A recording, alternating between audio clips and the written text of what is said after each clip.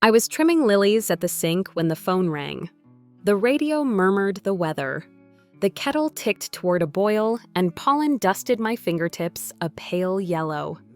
I'd chosen stargazers for Noah. He'd once told me they looked like fireworks caught mid-burst, and I wanted the room to smell like a celebration when I visited him at the hospital later. I wiped my hands on a tea towel and picked up. "Hello, Lena," a woman said flat as an invoice. "I'm calling about the funeral." It took a beat to place the voice. "Tessa, my daughter-in-law, funeral."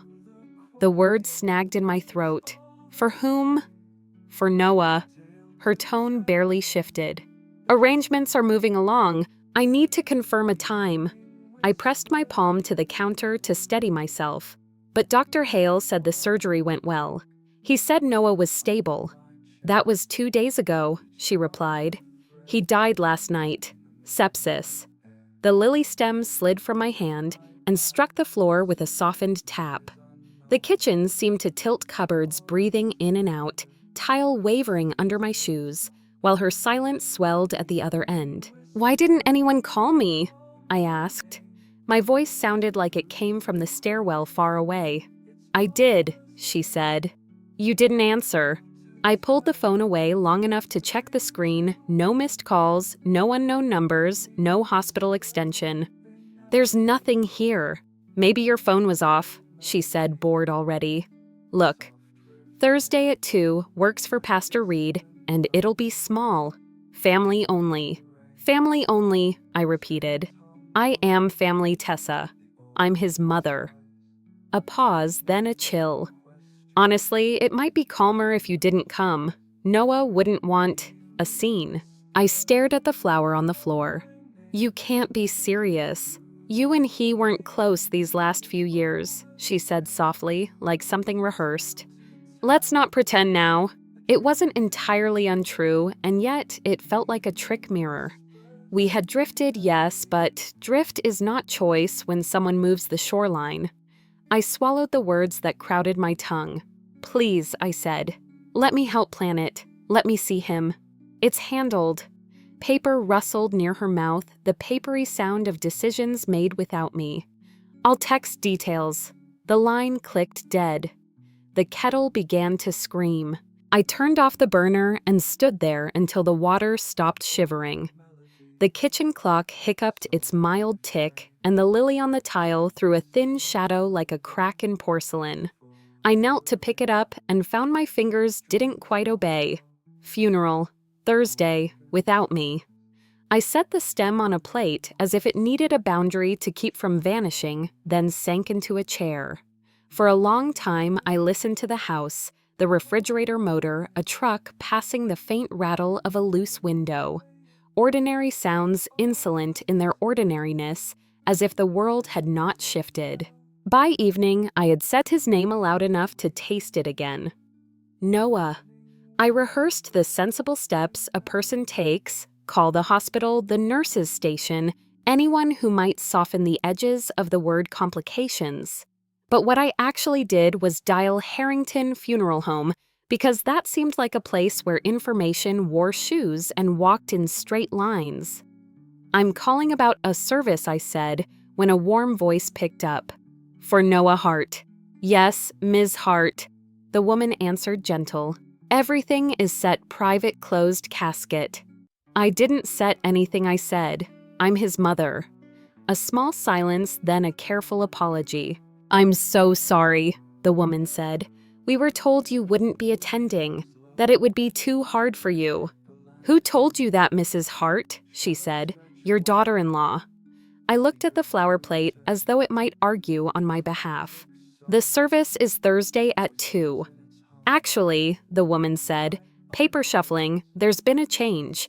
The time was moved up this afternoon. Tomorrow morning, 10 o'clock. The phone was still in my hand when the call ended, yet the room felt suddenly far. Tomorrow. Not 2 days from now. Tomorrow without me. I went down the hall on unsteady legs to the room that used to be Noah's. The door stuck a little at the jamb, as it always had. Inside, the air held the hush of a museum. Dusty trophies, a lopsided diploma, a baseball glove that still caved to his palm. The bed wore an old quilt. My mother sewed its squares faded where boyhood had rubbed them smooth. On the desk sat a planner I'd abandoned years ago, the kind with a loop for a pen. I opened at random and found myself paging through calendar squares crowded with my own handwriting. Visit Noah crossed out. Drive to campus crossed out. Dinner Sunday crossed out twice. Beneath some cancellations I'd written, Tessa's reasons in careful, fair-minded script. He's exhausted. His manager is pushing. He caught something. He needs quiet. Next week is better. A neat woman's attempt to be understanding preserved in ink. The farther back I flipped, the more repetitions I found. Invitations replaced with explanations. Plans replaced with postponements, then with nothing at all. The absence had crept so slowly that I mistook the thief for nightfall, an ordinary, dark, inevitable no one's fault. I sat on the edge of the bed and let the planner close on its own. A woman tries to be gracious and the world admires her for it, but habitual grace has a way of thinning into permission. I watched dust swing in the beam of the desk lamp and told myself I would be calm in the morning, that I would dress and sit quietly at the back of the church, that grief would mind its manners if I asked it kindly enough. Across town in a house I had not been invited to in years, Tessa was likely printing programs. The thought made my throat ache. I lay down without undressing and listened to the neighborhood climb into night doors, thudding a teenager's laughter, a motorcycle making a point on the next street over. When sleep came, it brought a 6-year-old boy with a baseball bat too big for him, grinning at me through grass stains. He said nothing. He didn't have to. I woke with my cheek damp and the room thin with morning. Outside, the sky had shrugged into a pale blue. The kettle's first click of the day sounded indecently cheerful. I stood at the sink and stared at the plate with the lily on it. Its edges had browned while I slept. At 9, I dressed in the suit I wore to school board meetings and to my mother's funeral. It had the sober, useful look of a garment that doesn't need introductions. I pinned my hair up and smoothed the skirt with my palms. I kept thinking that if I moved correctly, if I did not rush, if I did not make noise, the day might yield a different outcome, the way a locked door sometimes opens when you try it twice. I left the house and stood on the porch. The October air was tart with leaf mold and chimney smoke. Leaves scraped the sidewalk like small brooms. I did not drive to the church. I wish I could claim courage failed me. But the truth is simpler. I had been told and then told again. The times had been changed without me. The words family only had been stretched to exclude the one person who had wiped Noah's mouth when he was teething and his knees when he fell. I leaned on the rail and watched 2 sparrows argue their way along the telephone wire. When the church bells began, they were mere suggestion. At this distance, a handful of faint notes tossed toward the wind. Somewhere across town, a casket was being lowered into a rectangle of earth. Somewhere, a pastor said the right words in the right order, and people nodded because that is what we do when the ritual carries us. I remained on the porch, my fingers cold around the banister. It is possible to be faithful and still be absent to be excluded, while the world insists it is only following the rules. By the time the bells fell quiet, the lily on the plate had wholly bruised. I carried it out to the garden and returned the stem to the soil. Back at the table, I set my phone in front of me and watched the empty screen. I thought of how a life can be rewritten with a handful of sentences. He's busy. She's fine. It's complicated. Not today. I thought of the planner pages where I had practiced patience like scales on a piano, not noticing when patience slid into erasure. The house ticked and sighed. The clock inched past 10. I pictured Noah's name on a service card designed by someone who believed that control equals love. I placed both hands on the table to keep them from shaking. I did not attend my son's funeral. I sat very still and began at last to suspect a pattern. By the seventh morning, my coffee had gone cold 3 times before I could drink it. For 6 days, I had phoned anyone who might put a proper noun to my son's resting place. Harrington Funeral Home's small parish offices, the county clerk's desk, with its patient hold music. The answer kept arriving in polite, practiced variations. "We can't disclose that, Ms. Hart. Immediate family only." Somehow, the phrase had been resized to exclude a mother. On the 7th ring of the landline, I almost didn't lift the receiver. When I did, the voice on the other end was not the tidy administrative chill I expected. It was jagged, breathy, barely controlled. "What are you doing?" Tessa blurted too loud. "What are you doing to my life?" I stared at the little ceramic bird that sits by my phone, a gift from Noah. In 2nd grade, its paint chipped at the beak. "Tessa, slow down." The attorneys called, she rushed on. "They said there's a complication with the..." She swallowed. "With the will. They want to meet tomorrow." "What did you tell them?" "I haven't told anyone anything." My voice surprised me, steady, almost calm. "I've been trying to find where my son was buried." Silence expanded, then stiffened. I heard a paper shift near her mouth, a sleeve against the phone. When she spoke again, the words were smaller. "Greenbridge Cemetery," she said. "Section C, plot 247. I took a pen from the smug on the counter and wrote the numbers on the back of a watered plant tag. 247. The ink bled where the paper was damp. "Thank you." Don't thank me." The fear in her tone startled me more than the confession. "Please, Lena, we need to talk. Not over the phone. I'll come after I go to the cemetery." "No," the syllable cracked. "Before, please." I said nothing. We both waited for the other to rescue the moment. The line clicked soft and we were done. At noon, I drove to the far side of town, to the tidy ranch house that used to be a hub of birthdays I attended and later invitations that never arrived. I half expected the door to remain a wall, but it opened almost at once. Tessa stood there like a person whose edges had been sanded down. Her hair, once precise, was knotted. Her eyes wore the grayish bloom of lost sleep. Her blouse looked slept in and put back on. "Come in," she said, stepping back. The kitchen smelled faintly of burned toast and toner. Forms were spread across the table the way a flood spreads over a field bank. Envelopes opened with neat, guilty rips, sticky notes crowding the margins of copies, the pale rectangle of a legal pad pressed flat by a coffee mug. A printer hissed and went quiet.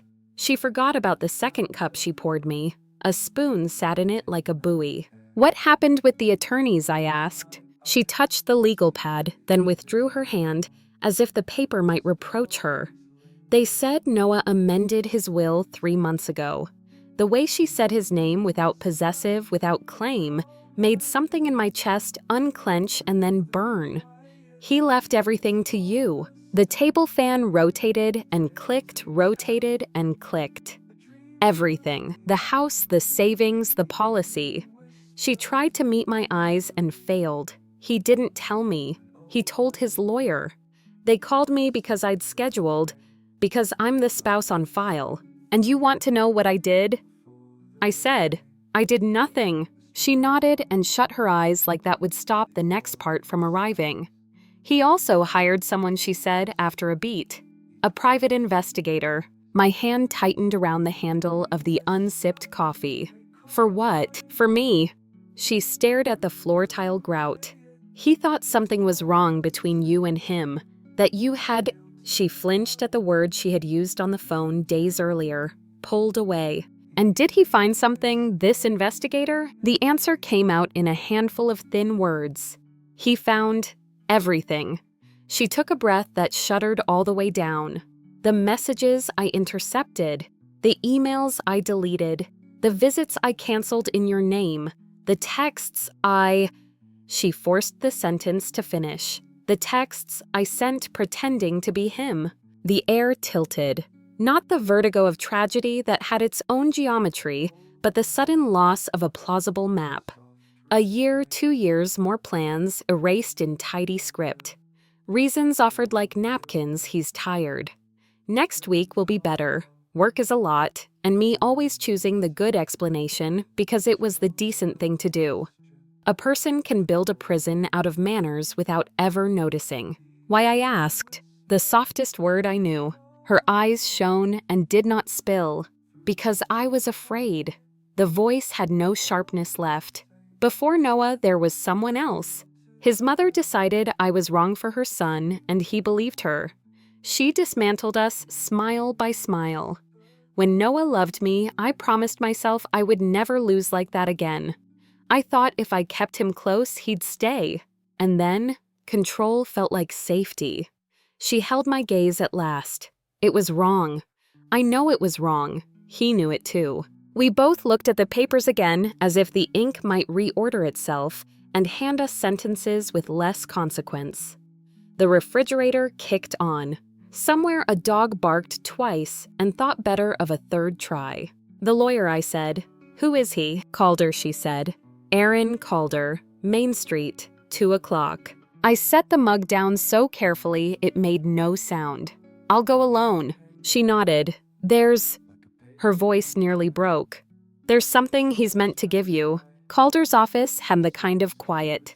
Money can't buy a courtesy quiet, the kind that rooms learn from years of listening well. Wood shelves wore their law books like a patient winter brown and orderly. A clock on a sideboard measured its seconds in a civilized whisper. When a man my age, or a little younger, came in wireframe glasses, gray at the temples, posture clean, he didn't offer his hand right away. He offered a seat. Ms. Hart, he said once we were both in our chairs. I'm Aaron Calder. Thank you for coming. The file he placed on the desk was thick, but not theatrical the way a file gets when truth is allowed to gather without anyone rushing it. He slid a single envelope from a sleeve inside.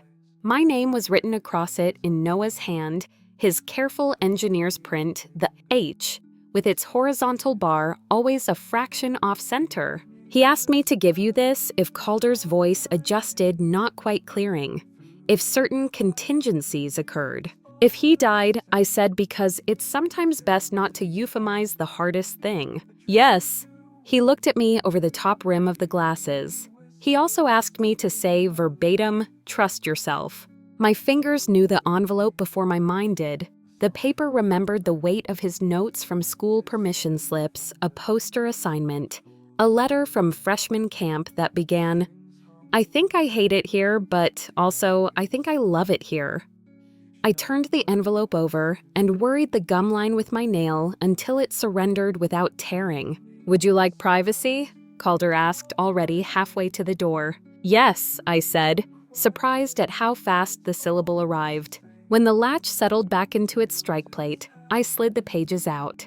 There were 4 sheets front and back, the first line sketched and then gone over as if he had practiced speaking to me. Mom, I had to stop and hold the paper against my chest until the rush subsided and my eyes learned how to focus again. If you're reading this, then something I wanted to fix is beyond my fixing. I'm sorry for leaving the work to you. I don't know how to begin except to say, I was wrong about the distance between us. I thought you had stepped back. It was easier to believe I'd done something to drive you away than to admit I had let someone stand between us. 6 weeks ago, I hired a private investigator. I had a feeling I couldn't source. It was like knowing there's a draft in a room, but not being able to find the window that's cracked. He found the window. He brought me a stack of facts that made me sick. The calls you made, the voicemails that never reached me. The emails you sent that were deleted before I could read them, the visits canceled without my knowledge. I'm writing all that out, not to wound you, but to apologize for the years I drew the wrong map in my head. You didn't leave. You were moved. I kept wondering whether you got quieter or I got louder. It turns out neither explanation was true. There was a seam someone was pulling small and constant.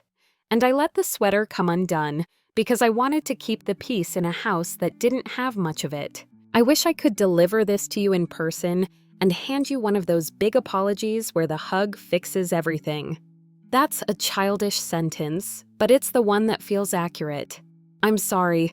I always needed you. I need you now, even if now is a time I can't share with you. As to practical matters, 3 months ago, I met with Mr. Calder and signed a new will. I asked him to make you the sole beneficiary, not because I wanted to punish anyone, but because trust should follow the person who kept showing up, even when the door was quietly latched on the other side. Do what you believe is right with whatever I've left behind. If mercy feels truer than punishment, choose it. If accountability is the better kindness, choose that. I believe you will choose well. Please don't let this last season of my life rewrite the years before it. I carry growing up with you like a steadying weight in my pocket. The way you cut the crusts off bread when I said I hated edges. The way you clapped like an entire crowd at middle school concerts where I played 3 wrong notes on the trombone and smiled anyway. The way you taught me to fix a leaky faucet and a wobbly chair. You didn't raise me to be suspicious, which is why this took me longer than it should have. You raised me to assume good. I don't regret that. I regret not checking when something felt wrong. You are allowed to grieve me and to be angry with me at the same time. I'm angry with me too. I'm also grateful. For you. For the fact that love, when it's real, keeps a light on even when someone keeps turning the switch. There is one more thing. If you are holding this letter, it means you either already found the place they put me or you will soon. Please don't go alone if you can help it. If you do go alone, take something of mine you can hold. Not because I'm there exactly, but because you'll want a weight in your hand while the ground is talking. I don't know how to end this. Every draft sounded like a cliché, until I remembered you telling me that sometimes clichés are just truth that survived. So here's mine. I love you. Mom, I never stopped. I am sorry it took an investigation and a stack of printouts to say something I should have said out loud more often. Love, Noah. I traced the last loop of his name and felt the absent weight of a hand I had held for so many years that my muscles still knew how to close around it. For a long time, I only breathed and listened to the building breathe with me. When Mr. Calder returned, he did not speak at first. He set a small box of tissues on the desk, almost as a joke against the obvious. He also left documentation, he said, finally tapping the file. Timelines. Copies. He wanted you to have truth without having to argue for it. Does Tessa know about? I gestured at the letter. No, he said.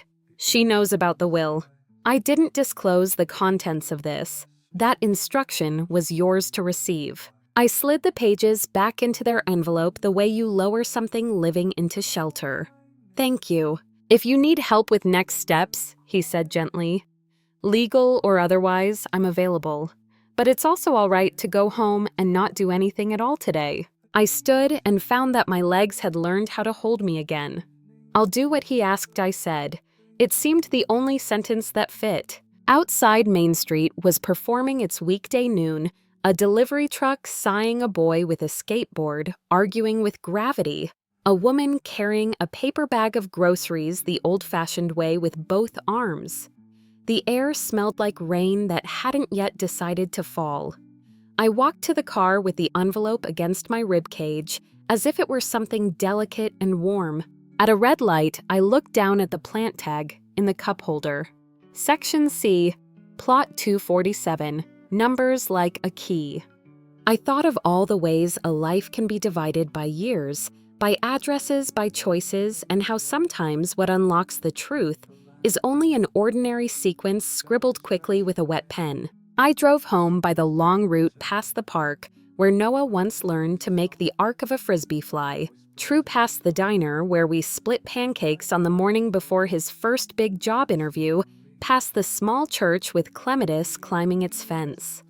Everything looked like itself, and also like a list I might have to use to build a different version of the past. Inside my kitchen, the lily I had replanted had taken the water well. Its petals cupped the light like something almost stubborn enough to be hope. I set Noah's letter beside it, and for the first time in a week, felt the small mechanical bird inside my chest begin to slow its panicked beating. I had not been abandoned. The line had been cut. And now a hand my son's hands steady, even from the far side of an ending, had passed me the splice. I left Mr. Calder's office with Noah's letter against my ribs like a small steadying weight. At home, I set it beside the lily on the table and watched the petals hold the afternoon light. Grief had been a weather system for a week, loud then suddenly airless, but the letter had drawn a map inside the storm, not a road out exactly, but a path I could feel with my feet. Sometime after dusk, while rinsing a cup I hadn't drunk from, I remembered a trick Noah loved as a boy. He'd hide treasures at the back of the pantry in a dented coffee tin. Marbles, a plastic compass that never pointed anywhere 3/4 for the arcade. The thought arrived with the clarity of a bell. I reached for the highest shelf and found the tin by feel. The lid resisted, then gave. Coins as expected. And beneath them, wrapped in the kind of masking tape Noah had used on science projects, a small brass key. Someone had written on the tape in a neat block hand I knew from years of permission slips, Box 247. A piece of paper lay folded under it, thin as onion skin, torn from a legal pad, with a line in Noah's print, "If you need proof, start here." Morning came with a pale sky and a kind of resolve I hadn't earned but accepted. At First Union, our downtown bank with the marble floor that echoes like a quiet gym, an attendant led me through the vault corridor, each door like a gleaming punctuation mark. The key turned easily in 247.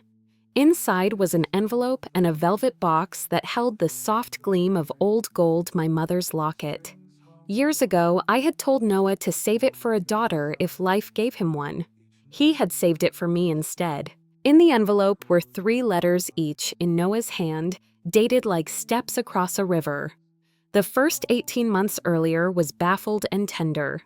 Did I do something wrong? I miss you. The second 8 months ago had hard corners. The explanations don't add up. The third ink, still fresh at the edges, was from 6 weeks before the surgery I hired someone. If this is what I think it is, I'll fix it. No theatrics, no blame, just a son trying to reverse engineer a silence. At the bottom of the envelope lay a single sheet with a stamped header. Petition for dissolution, filed 2 weeks before the operation. No signature from Tessa, of course, only Noah's. He had been making a plan even as pain and hospital lights and consent forms crowded his days. The lines trembled under my fingers. A plan meant he had believed there would be an afterward. I drove the long way home, passing the park, where he learned the geometry of a frisbee, passing the thrift store where we once found a desk with good bones, and joked that furniture like people gets another chance if someone sees the structure beneath the scratches. I wished I could carry the deposit box under my arm and show it to everyone who had ever doubted what a mother knows without being told. Tessa called while I was making a sandwich I didn't want. Her voice was sanded down from the jaggedness of the day before. "Did you go?" she asked. "No, hello." "Yes," I said. "I found letters, and the locket, and a petition." She didn't ask which petition.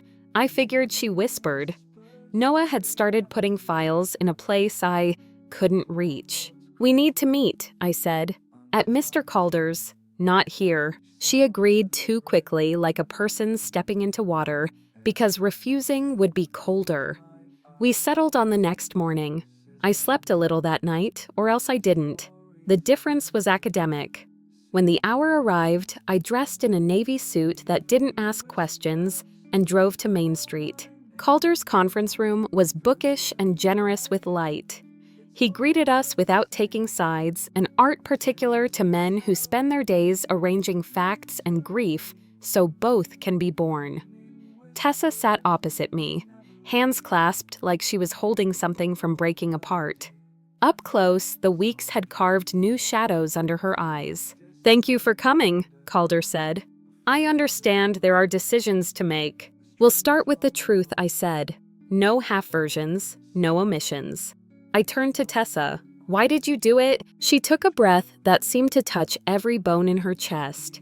Because I was terrified, she said. Years before Noah, I was engaged to someone whose mother decided I was a mistake. She smiled while she dismantled us. When Noah loved me, I promised myself it would never happen again. At first, I just managed access. A postponed dinner here, he's exhausted there. Then I got good at it. Control felt like safety. And then it felt like proof he loved me because I was the one closest. She blinked and tears slipped but did not derail her. By the time I saw what I'd done, I didn't know how to undo it without losing everything. You didn't undo it, I said. You sharpened it. I know. She didn't look away, and Noah knew. He found the messages, the ones I intercepted. The emails I deleted, the texts I answered while pretending to be him. 6 weeks before surgery, he confronted me with a stack of printouts. He didn't yell, he looked sad. He said he had changed his will. He said he was giving you what I had taken. He told me I could either help repair his last months or be the reason they got uglier. I let the quiet elongate until we were all inside it. Then, I slid a page from my folder, Noah's final paragraph about choice, and set it between us without letting her read. In his letter, your husband asked me to choose. Mercy, if that's truer than punishment. Accountability, if that's the kinder mercy. I met Calder's patient gaze. I've made a decision. Tessa's shoulders braced for the strike that didn't come. You'll keep the house, I said. She flinched as if I had thrown something. I what? Not the savings, not the policy. Those will seed a foundation in Noah's name, something that helps families stay connected when adults make small cuts that become big wounds. But you'll have the roof you're used to. I tapped the paper I'd brought, the one I had typed after midnight, and revised with a clarity I didn't know body and mind could borrow from grief. There are conditions. She nodded without reading them, as if saying yes faster might redeem the long no she had practiced for years. You'll write a full account, I said, detailing what you did over the years. Blocked calls, deleted emails, messages sent, while pretending to be Noah visits, canceled. You'll sign it, and Mr. Calder will hold it under seal. If you ever slander me or try to recast the story, he'll have my permission to release it. Tessa swallowed. All right. You'll begin therapy and stick with it not as a performance, but as a practice. I don't need proof from you.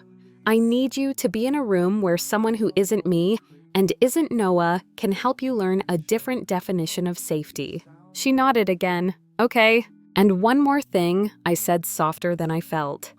I took a small photo book from my bag, Noah, at 5 with frosting on his face, Noah at 9 holding a wobbly birdhouse, Noah at 16 trying to look fierce behind the wheel of a car that barely deserved the term. I slid it across the table. These are the moments you edited out of his adult life. Look at them. Understand what you altered when you erased the person who loved him first. Tessa opened the album and covered her mouth with her hand. The first sound she made wasn't a sob.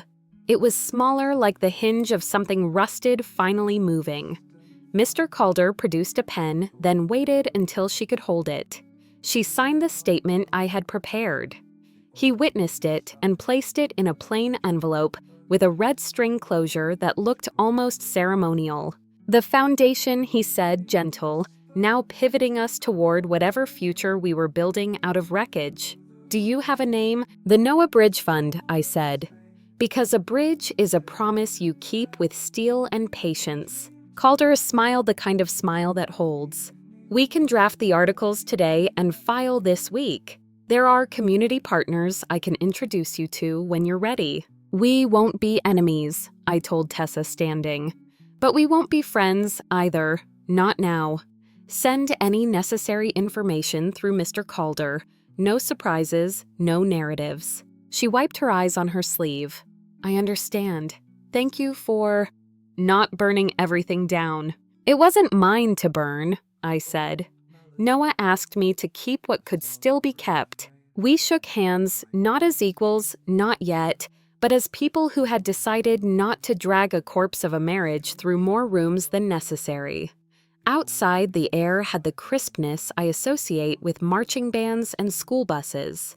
I walked toward my car with the odd feeling that the ground was a fraction sturdier than it had been an hour earlier. Weeks gathered themselves into a season. Paperwork, of course, incorporating a fund opening accounts, securing a post office box, asking 3 sensible friends to serve as initial directors. A woman at the community center put both hands on my forearm and said, "You're doing a good thing in the voice people use when they recognize a bone-deep weariness twin to their own." Our first small grant helped a grandmother in a duplex 2 towns over pay for a bus pass that took her to Wednesday dinners with the granddaughter she had been allowed to see only through a door for a year. Another grant covered the fee for a mediated visitation schedule in a case so simple the court ought to have done it by instinct. I visited Greenbridge Cemetery on the first truly cold morning of November. Section C had begun to lose its leaves and the exposed branches etched the sky. Noah's name looked too tidy on granite. Some days the engraving felt like a kindness, others like vandalism. I knelt, brushed away a wet leaf, and set a handful of lilies where the earth opened and closed. On a good day, the word rest felt like a verb the living had to practice. From time to time through Calder, I received brief updates, no more than a paragraph, no less transparent than required. Tessa had begun therapy. She had given the photo book a place of honor, and in an act that should have been simple but felt monumental, left it open to new pages so that the past would not be offense. I didn't forgive her, not because forgiveness is expensive, but because it is exact. It costs what it costs, and the ledger isn't ready until it's ready. What I did grant was a conserved distance, a piece that depends on precise measurements. Near the end of winter, a brown parcel arrived on my porch. Inside, a framed photograph of Noah. I had never seen mid-30s a garden behind him. Sunlight laddering through leaves onto his hair. On the back, in a steadier hand than I expected, Tessa had written, "He kept this by his desk. I think it belongs with you now. Thank you for teaching me what love doesn't have to be. I'm learning." I set the picture on the mantle between a second-grade clay bowl and the repair ticket from the first bicycle we fixed together. It made a little family of objects that told the truth without the burden of telling the whole story. Spring came. The Bridge Fund sent out its first newsletter, the kind you print on a single sheet, because spending money on postage feels like borrowing from the people you're trying to help. A note arrived from a boy of 10 in a handwriting that hopped like a nervous bird. "Thank you for helping my grandma. She brings cookies and a card game and doesn't mind when I mess up the shuffling." I read it 3 times, then tucked it in the envelope with Noah's letter. I liked the way the 2 voices echoed one man, one child, both trying to name what it feels like when connection finds its way through a tangle. On the anniversary of the day the church bells rang without me, I returned to Section C with a new bouquet. The grass had thickened and the ground didn't look freshly wounded anymore. I touched the cool edge of the stone and felt the locket warm against my skin where I wore it under a blouse that had learned to fit a changed body. I brought news I told him feeling foolish and grateful in equal measure. The fund helped a grandfather get a Zoom tablet because his bad knee makes stairs an enemy. A mother and daughter started weekly walks where the rule is no one edits anyone else's sentences. I'm finding out that sometimes all people need is a little money and a permission slip. The wind moved through the trees like a well-chosen choir. I set the lilies low and stood. The air smelled like rain rehearsing. "I miss you," I said, because some sentences require repetition to be true. But the missing doesn't erase the having. If anyone had asked me a year earlier whether justice and mercy could share a table, I might have answered like a woman who had read a good book but never had to cook a meal for both at once. Now I knew justice sets the boundaries. mercy sets the place. You don't invite mercy without making sure the chair legs are sturdy. You don't seat justice without bringing a glass of water. On my way home, I stopped at the nursery and bought a packet of lily bulbs. In the backyard, hands in soil that had finally let go of winter, I planted a small future. Not reparations, there is no such ledger but a practice. The bulbs looked unimpressive, papery, and blunt. I covered them anyway because faith is sometimes that small. Not a doctrine, just a willingness to push dirt over what you hope will become a bloom. That evening, I took Noah's letter from its envelope again. I didn't need to. I already knew the closing lines the way someone knows the last bars of a song she's played on repeat when the house is quiet. If mercy feels truer than punishment, choose it. If accountability is the better kindness, choose that. I believe you will choose well. I pressed the paper to my chest and realized the panic in my body had been replaced by something I could work with, not relief. Exactly, but a readiness to make good on a promise I had not known I was making when I cut the crusts off bread or cheered for the wrong notes at a middle school concert. I washed the coffee cup I still hadn't used, set it upside down to dry, and looked at the garden through the kitchen window. The dark had settled like a quilt. Somewhere under that black soil lay a handful of bulbs that would not bloom on command. They would need time that could not be scheduled, water that could not be hurried. The work ahead felt like that slow, stubborn, occasionally thankless. But it was a way back, and that finally was enough. Thank you so much for listening to today's story. If this story resonated with you or made you reflect, I'd love to hear your thoughts, so feel free to share them in the comments below. And don't forget to like, subscribe, and hit the notification bell so you won't miss the next story. I'll see you next time as we continue exploring more journeys and lessons together.